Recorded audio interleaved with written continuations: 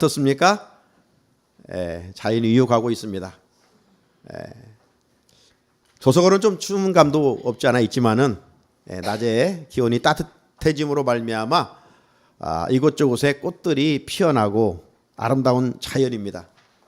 개나리도 활짝 피어 있고 또 목련도 새처럼 봉우리를 맺더니만 이 낮 기온으로 벌써 활짝 핀 꽃들도 있더군요. 뿐만 아니라 벚꽃도 조금씩 피어가면서 아름다운 자태를 뽐내고 있습니다. 이처럼 우리 하나님은 자연 계시인 자연을 통해서 당신의 살아계심을 확실하게 보여주고 있습니다.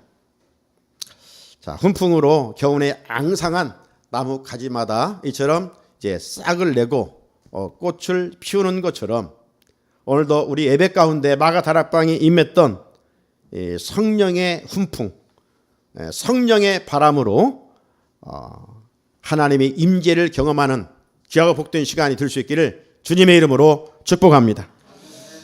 오늘은 교회력으로 사순절 다섯째 주일을 맞으면서 우리에게 주시는 하나님의 말씀의 제목은 나의 즐거움 충고자입니다. 나의 즐거움 충고자. 자, 오늘도 말씀의 생기로 우리 영이 회복되기를 간절히 사모합니다. 자, 오늘 말씀 본문 시작되는 21절 말씀에 보게 되면 하나님은 말씀을 떠난 사람들을 꾸짖는다. 말씀을 떠나 사는 자들을 꾸짖는다고 했어요.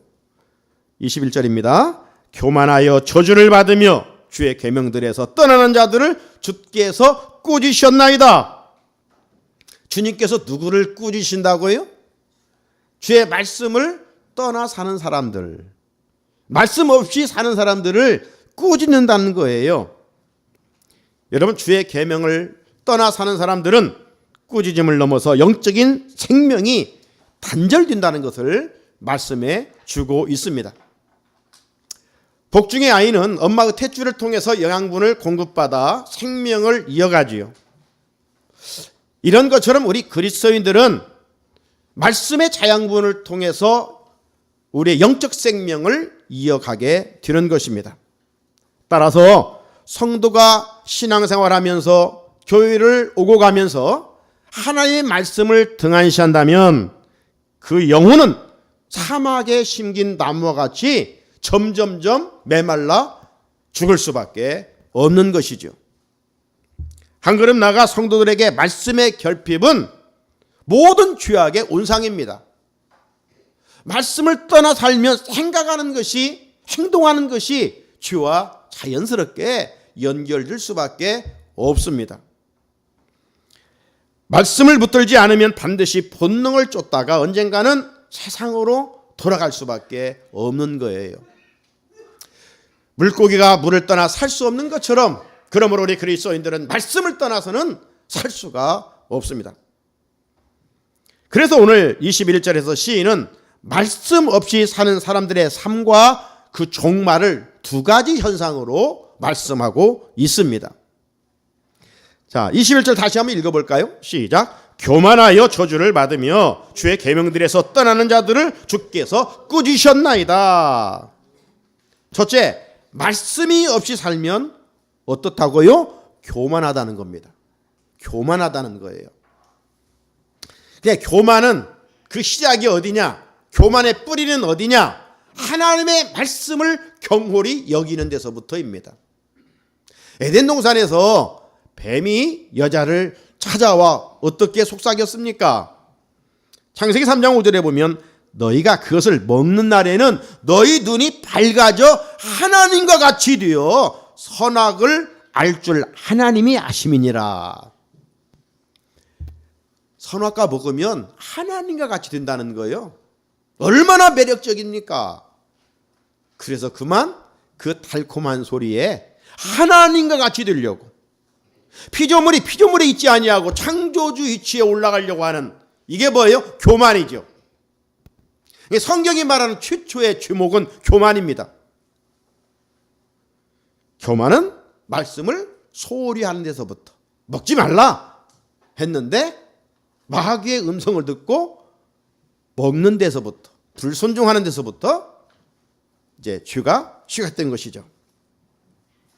왜 믿는다고 하면서 말씀에 불순종하고, 왜 믿는다고 하면서 대인관계 속에서 상대방을 함부로 합니까? 마음이 교만하기 때문입니다.